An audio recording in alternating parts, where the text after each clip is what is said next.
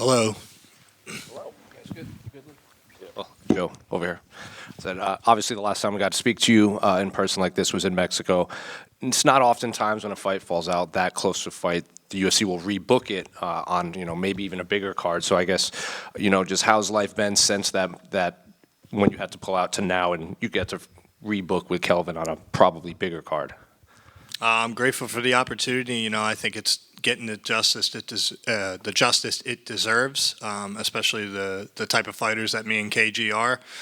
So I'm excited, man. I'm just thankful that he took the fight, and we have unfinished business, and it was a very unfortunate series of events that happened out in Mexico. There's a first time for everything, and that's the first time I've ever not been able to make a fight and was that unhealthy that fast. And it just sucks, man. It sucks. It sucks just because all the time that went into it, the money. But at the end of the day, that's yesterday, and I'm in the present moment now, and we get to run it back, and I'm grateful for that. Given the fact that you did put a whole fight camp for Kelvin, you cut the weight, you made the weight, and then you have to just redo it all again for the same guy, has it just felt like one long fight camp at this point? Absolutely. It was back-to-back camps, so it definitely feels long. But, ultimately, this is my job, and the only bad part about this, because otherwise I would be in the gym trying to get better anyways, is just that, I got a weight cut back-to-back. But I think I'm on top of it very well. I've always been a professional and made weight, and I'm excited to step in there Saturday. In terms of game planning for Kelvin, I assume you had him scouted out pretty well the first time, and then so what do you do in this second fight camp, essentially? Like, do you go back to the drawing board, or do you just kind of stay healthy and just recut the weight and just kind of pick up the blueprint, run forward? Yeah, I think we have the blueprint, and I think there's a lot of video out there on him to be able to study, obviously, which we've done. So I think it's just a continuation of the game plan while trying to fine-tune it even better, and just give me more time to prepare and just be ready for any situation times two. But yeah, we're more than prepared for anywhere this fight goes. And then last one for me, going off of that, a lot of fans, they'll give you flack for this, but Kelvin hasn't said anything. Like, he hasn't said anything negative. You haven't said anything negative about him. So I guess just how much appreciation, not just for taking the fight, but if anyone should probably be annoyed, it would be Kelvin, and he hasn't said anything negative about you. I wouldn't expect him to say anything negative because, he's missed weight before, right? How many times? And that's not, taking a dig at him, but things happen. And I respect him because he has fought everybody.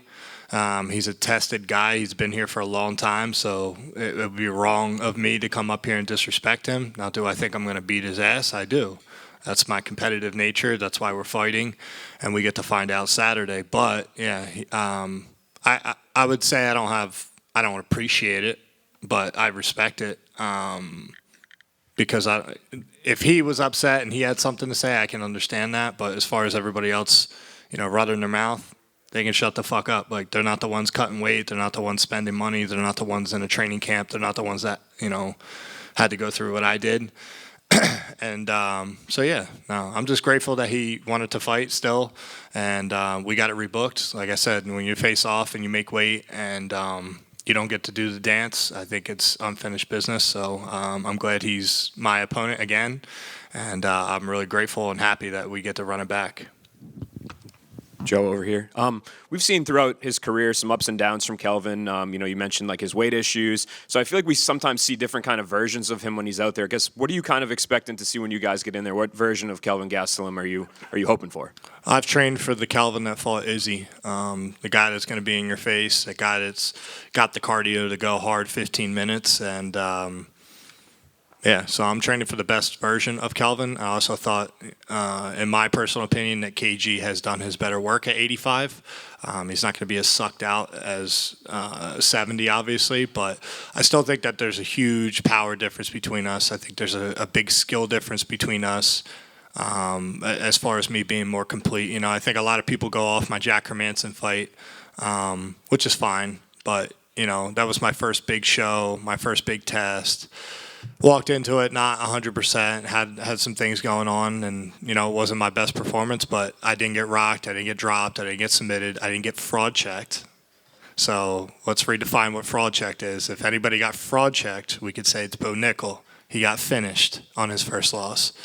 I lost a basically a split decision, 3 rounds to 1 or to 2. So it is what it is, man. Yeah, but I'm prepared for KG of old.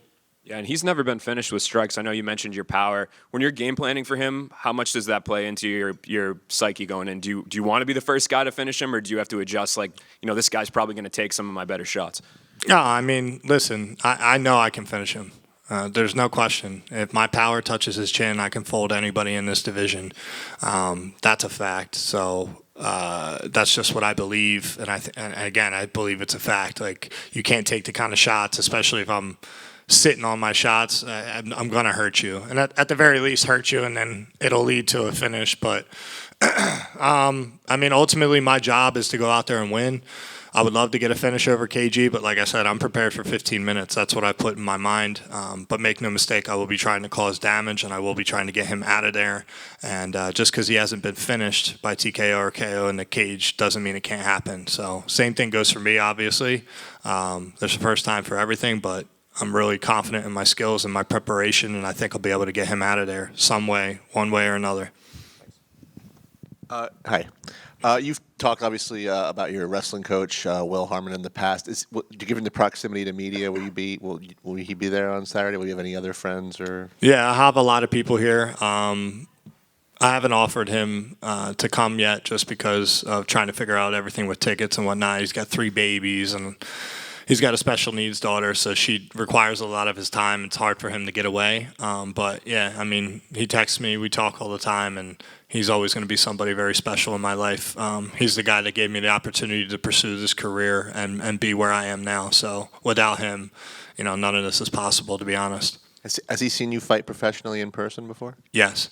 Which fights? That's a good question. He's been to a lot. Okay. He's been to probably all of my early pro fights. He was in my Miami fight. I think he's only been to 1 or 2 of my UFC fights just because of travel. He's a full-time teacher, a full-time dad. Do you ever go back to Pencrest and try and? Yeah, sometimes I'll go back for the pep rallies and just get the kids hyped up. So I try to show face. It's been a little harder because I've had back-to-back camps, so I haven't seen them as much this time.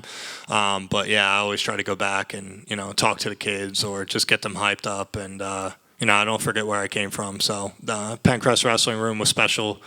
Not just because of the program, but just because of the coaches and the lifelong friendships I built there. Thank you. Joe, right back here. Your team at Marquez MMA is already in conversation to be the team of the year this year. What has this momentum been like for you, and what's it like being surrounded by those guys day in and day out? It's great, man. It just shows that we work hard and what we do works, obviously. And I don't really look too much into that. You know what I mean? We're all just equal people training and trying to pursue this dream the best we can. And, we don't really worry about if we win the award or anything like that. We just try to focus on individual fights, individual performances, and obviously the team success is huge. The momentum definitely helps. Everybody's happy, everybody's coming in and training harder, and you see guys that win on a Saturday and they're in there training on a Monday, Tuesday, like Nursultan. So yeah, it's definitely a good feeling to have the team winning versus obviously having to pick up your teammates when they lose. And you recently partnered up with the brand Out Pouch. Yeah. They partner up with military dogs after they complete their service, which I think is super cool and right up your alley, right?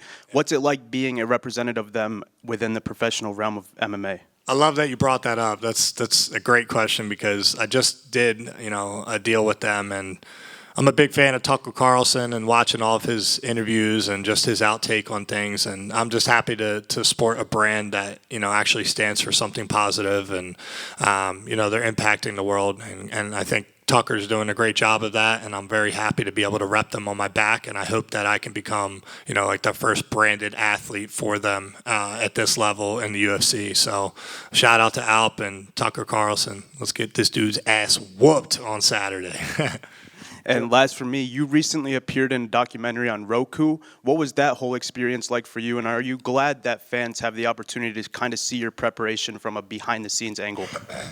Yeah, so the documentary is free on Roku. It's out finally after 2 years. We had a lot of things that we had to get through with licensing and who was paying what. And it was a little bit of a mess, but it's out. And I think the biggest thing with that is it doesn't show you, like, obviously the preparation per camp, but it shows you my lifelong dedication to the sport, my commitment, and it goes beyond these interviews of ego questions, you know what I mean, where it's like, oh, you think you're the best, you think you do this, who you want to fight next. You know, it actually shows you the person that I am and what I've endured to get here. And I think it's very inspiring for kids that have had abusive homes or have had a rough childhood. And, you know, there's always somebody who has it worse, but I think a very big positive impact of my documentary is to inspire kids to stay in sports, stay in athletics, and you know, whatever that unspoken gut feeling is that you don't know how to bring to words, figure out what it means, whether it means you want to be a top tier, you know, engineer or a scientist or a UFC fighter. Go and pursue it, no matter how anybody feels about it. If that's what you want to wake up and do at any time of the day to get better at, then go pursue it. So I think it's just an impactful story to show resilience and how to stay in sports and be a positive impact in the world. Joe, right here. So after the pullout from in Mexico, you got a lot of hate in your comments and everything. Does that Fuck 'em. Does that light a fire under you a little bit, or do Nah, you find it amusing? They can still suck my dick, honestly. That's how I feel. It was not a race statement, which everybody tried to turn it into. Like, I don't like Mexicans and all this shit. I don't like their food. I don't like the fucking country. That's how I feel. I don't think as a professional athlete fighting somewhere with that kind of elevation or that kind of air quality and the risk, let alone just of the food. Like, the air quality and the elevation wasn't even hard for me to adjust to. I got there early.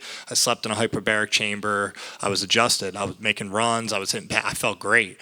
It's just 14 out of the 15 meals I cooked, I didn't cook on the last day, and I got super sick, and I was sick for weeks. So yeah, I got a lot of hate because, you know, I'm sitting there borderline crying, upset, and gutted that I didn't get to perform. I make the weight. I felt great, and then all of a sudden I get hit with this vicious fucking shit, vomit, throw up, like it just like the sweats. I lost 14 pounds in 7 hours and I slept 1 hour. I was literally close to making weight again when I woke up. I was 193 pounds. I'm a dude that walks around at 220. Like, it wasn't feasible. And I've never had to pull out of a fight, so it was very disheartening to see people be like, oh, we hope the cartel kills you. We hope your plane crashes. Oh, you're a pussy. We hope you die from whatever. So it's like, all right, suck my dick. That's how I felt. And that's why I said Mexico's a shithole, and I'll never go back. I won't fight there. But the people were nice. I have no problem with the people. It's just fighting there as a professional athlete makes no fucking sense to me. That's just my personal opinion. So everybody claims they love free speech until it's spoken, and then they try to censor you, or they try to say you're a racist, or they try to say that you hate people. It's like, whatever. Think what the fuck you want. I don't give a fuck. Yeah, I mean, you told Kelvin you almost got robbed there. I mean, it definitely wasn't a good experience. My coaches and my teammate got fucking stopped by the police because they were trying to shake them down for cash that they didn't have. Like, come on, dude. Crazy. Like, if we got to talk about fucking why anybody would dispute that it's not the best country, all we have to do is look at how many people have crossed the border and who knows how many fucking years. Like, come on, man. Don't act like it's such a great place. It's ran by gangs and fucking law enforcement's paid off by gangs. It's not that great of a place. Stop fucking coming at my neck. You know, they got two hands on my dick at all times. It's fucking frustrating. Joe, right over here. 1 second. On a lighter topic, actually, I just wanted to ask, this will be your first fight with your black belt. How much can we expect to see you show off that black belt in this fight? Well, I think Kelvin, just my opinion, I think Kelvin's afraid of my power early, so I wouldn't be surprised if he wrestles to try and tire me out type deal. So we're more than prepared, brother. I think I have very underrated grappling, very underrated wrestling, and I think the only negative people can go off of with my game in that regard is just the 5th round against Jack, because I was fucking exhausted in a 5-round fight, my first 5-round fight. So I'll be good, brother. But yeah, hopefully if he gives me an option to grapple fuck him and take him down and beat his ass, then I'll do it. Over here. Joe, one of the biggest comebacks in the sports is your hairline. Do a lot of fighters ask you about it because it turned out really well? I don't know if that's an insult or not. No, that was a compliment. I'm going to remember your motherfucking face now. No, that's it. You're right. It is one of the greatest comebacks, man. This shit is fucking flowing. It's a little thin. I probably should get it a little thicker, but yeah, it looks good. It looks good. And I'm not somebody that really cares. And even though everybody's like, well, you went to Turkey. it was offered. Me and my coach went. We got it, and it was a great experience afterwards. But yeah, fucking look at this shit, dude. I'm still ugly as fuck, but not as ugly. Best of luck on Saturday. No luck.